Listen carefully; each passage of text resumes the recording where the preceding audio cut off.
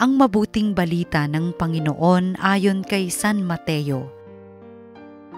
Noong panahong iyon, sinumbatan ni Jesus ang mga bayang ginawa niya ng maraming kababalaghan sapagkat hindi sila nagsisit tumalikod sa kanilang mga kasalanan. Kawawa ka, Corazin! Kawawa ka, Bethsaida!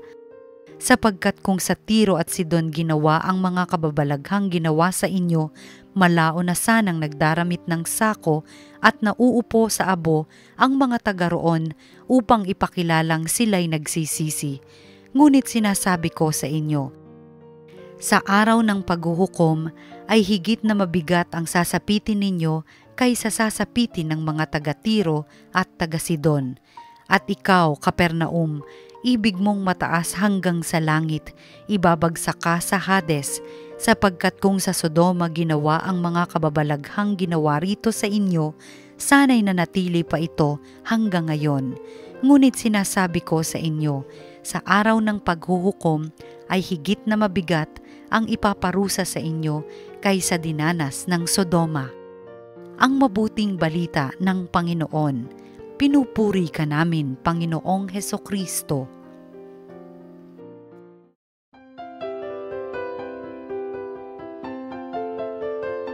Isang pinagpalang Martes po sa ating lahat. Ngayong araw pong ito, muli Martes, at ako ulit si Father Roy Bebelien ng TV Maria at ating pagnilay-nilayan ang Ebanghelyo, ang pagbasa po ngayon pong araw na ito. Ngayon po tayo na sa ika-15 linggo sa karaniwang panahon. Mga minamahal na kapatid, kung tayo po ay lumilingon-lingon sa paligid, mga produkto, mga binibentang mga bagay-bagay, siguro po inyong mapansin na isang importanteng bahagi upang ang produkto ng isang kumpanya ay maibenta o tangkilikin ng mga tao, mapansin ng mga tao. Ito po yung ating natawag na marketing. Madalas, ito po yung mga gimmick na ginagawa ng mga kumpanya para, sabi ko nga, mapansin yung produkto, mabentahan po sila, at sana tangkilikin po ng mga tao. At minsan, kung ano ng mga gimmick ang inyong makikita, yung pinakasimple na pamimigay po ng mga leaflets, mga pamphlets, minsan naman, meron po yung mga mascot. Pero ngayong mga panahong ito, ang pinakauso, hindi po ba? Isang buong pelikula minsan. Kahit na it's a short movie, isang buong video para lang i-promote yung isang produkto. Maaaring nakakatawa, madrama, may krut sa puso, pero sa huli, yun lang pala merong produktong ini-endorse. Merong minamarket na produkto na hangad mapansin ng mga tao. Hangad na sana bilihin, sana tangkilikin. Mga minamahal na kapatid, ngayong araw pong ito ating narinig kung paano ang Panginoong Jesucristo kanya pong pinapansin, tinutuya ang mga bayan po sa paligid ng Capernaum. Ito po yung mga bayan ng Corazin, po yung bayan po ng Capernaum. Bakit po? Sabi niya, sa aba ninyo, kung kayo ay gumawa, nakapansin ng mga himala na ginagawa ko, yung mga bayan dati, when they have seen what I have done in the midst of you, siguro yung mga taong ito nagbagong buhay na. Pero kayo, bakit ka noon? Ang dami ko ng quote-unquote marketing na ginawa. Ang dami ng mga gimmick. Ito po yung mga himalang ginagawa ng Panginoon. Hangad po ng Panginoon na i-market niya yung kaharian ng langit, the kingdom of God. Hangad po niyang mapansin ng mga tao. Hangad po niyang tangkilikin ang turo ng Diyos. Nang sa gayon, maghangad po ang mga taong mapunta sa langit, makasama ang Ama. Hangad niyang ang mga taong ito ay sumunod sa kanyang halimbawa. Hangarin ang kaharian ng langit, the kingdom of God. Kaya nga po, si Jesus po, nagmamarketing. Bago po ang bahaging ito ng Ebanghelyo, napakarami pong himalang ginawa ng Panginoon. Ito po yung mga walang kasing tulad na marketing. Of course, yung marketing po para kumita, makinabang po yung tao nagmamarket o yung kumpanyang kanyang nire-represent. Pero ang Panginoon hindi po. He markets our salvation. Whatever Christ offered to us, hindi po ito para makinabang po siya o ang Ama. Wala pong kailangan ng Diyos sa atin. Ang lahat po, nasa Diyos na. At ang lahat, kayang-kaya namang gawin ng Diyos. Hangat po niyang rather i-market para po tayo mismo ay makinabang. Sumunod kayo sa Diyos. Tanggapin ang kalooban ng Diyos. At ang mga himalang ito, Mga temporaryong himala lang yamang yan. Pag gumaling ka, palang araw din naman, magkakasat ka pa rin at lilipas ka sa mundong ito. Kung ikaw ay mabusog ngayon, temporary lang yan.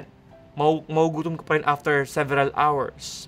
Pero sabi ng Panginoon, if you follow the Lord, if you believe in God, ang lahat ng kagalingan, ng kapayapaan, ng kabusugan ay mapa sa atin.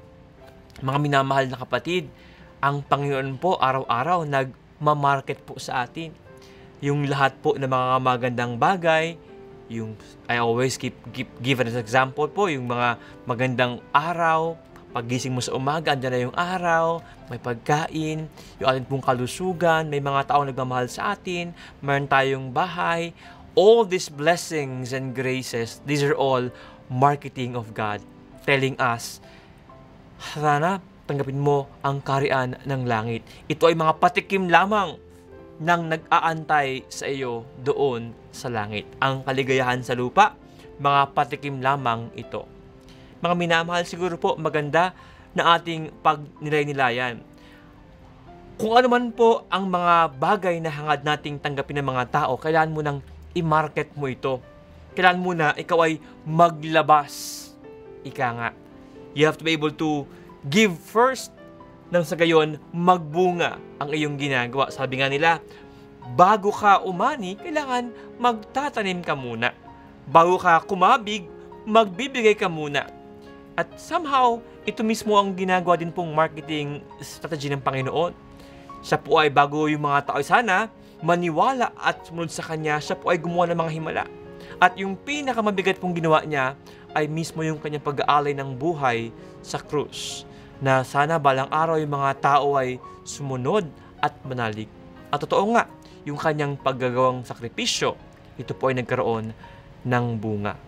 Mga minamahal na kapatid, siguro po yung term na marketing, ito po yung magandang bagay na ating pagnilayan po ngayon. When you say marketing, sana po yung iyong mga magandang bagay na ihangad mong tanggapin ng iyong kapwa, ng iyong pamilya, sana bago mo po ito hangad na tanggapin nila, sana ikaw din magbibigay muna. Sana ikaw din muna magpakita ng mga gandang bagay. Minsan po kasi, may mga Katoliko, may mga Kristiyanong hangad na tanggapin ang pananampalatayang Katoliko ng kanilang kapwa na hindi Katoliko. Papaanong paraan? Minsan, pakikipag-away, pakikipag-debate. You will never be able to convince people with that. Rather, by giving and showing good things, good actions, and good words, these are the best marketing. Nang sa gayon, tanggapin po at manalig po ang mga tao. Upang ang atin pong pagbibigay ay magkaroon ng bunga, kailangan muna you show and you share. Eventually, yung inyo pong ginagawang sakripisyo, magbubunga po yan. That is the best marketing. Ika nga. Mga minamahal na kapatid sa ating lahat, isang pinagpalang Martes.